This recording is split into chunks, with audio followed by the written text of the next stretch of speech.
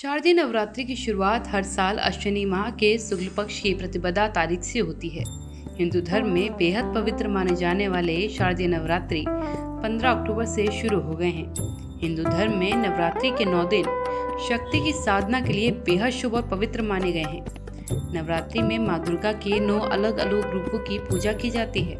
ऐसी मान्यता है कि जो व्यक्ति सच्चे मन से नवरात्रि के 9 दिनों तक व्रत रखते हुए 9 देवियों की विधि विधान से पूजा करता है, भगवती दुर्गा पूरे साल अपनी कृपा उन पर बरसाती रहती है।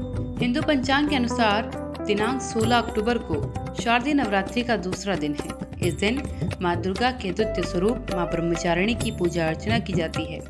माँ ब्रह्मचारिणी को तप की देवी कहा जाता है। ब्रह्म का अर्थ है तपस्या, चारिणी का अर्थ आचरण करने वाली, मतलब तप का आचरण करने वाली शक्ति माँ ब्रह्मचारिणी है। माँ ब्रह्मचारिणी की पूजा करने से व्यक्ति को सभी प्रकार के सुख मिलते हैं। माँ ब्रह्मचारिणी को तप की देवी कहा जाता है।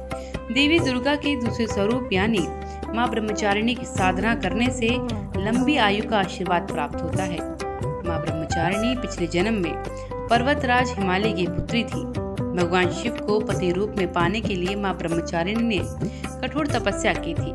पौराणिक कथाओं के अनुसार माँ ब्रह्मचारिणी ने 1000 वर्षों तक फल फूल खाए और जमीन पर रहकर ही शाक पर निर्वाह किया। इसके बाद माँ ने कठिन व्रत रखे और खुले आसमान के नीचे धूप और बारिश को बर्दाश्त किया। शास्त्रों के अनुसार माँ ने इस दौरान टूटे हुए बेलपत्र खाए और भगवान शिव की लगातार आराधना करती रही। माँ की इतनी तपस्या से भी भोलेनाथ प्रसन्न नहीं हुए तो उन्होंने बेलपत्र भी खाने छोड़ दिए। माँ के पत्ते खाने छोड़ने पर उनका नाम अपर्णा पड़ गया। माँ ब्रह्मचारिणी ने कई हजारों सालों तक निर्जल और निराहार रहकर तपस्या की। इस दौरान वे काफी कमजोर हो गई। माँ को इतनी कठिन तपस्या करते देख सभी देवता, ऋषि, सिद्धगण, मुनि सभी ने उनकी सराहना की और उन्हें मनोकामना पूर्ति का आशीर्वाद दिया। नवरात्रि के दूसरे दिन माँ ब्रह्मचारिणी की पूजा की जाती है। सुबह ब्रह्म मुहूर्त में उठे और स्नान करके स्वच्छ कपड़े पहने। माँ को पंचामृत से स्नान कराएं। इसके बाद माँ को अक्षत, चंदन और रोली चढ़ाएं। इसके बाद माँ को कमल और गुड़हल का फूल चढ़ाएं। उसके बाद कलश देवता और नवग्रह की विधि विधान से पूजा करें। फिर दीपक से माँ की आरती उतारें और उनका ध्यान करें।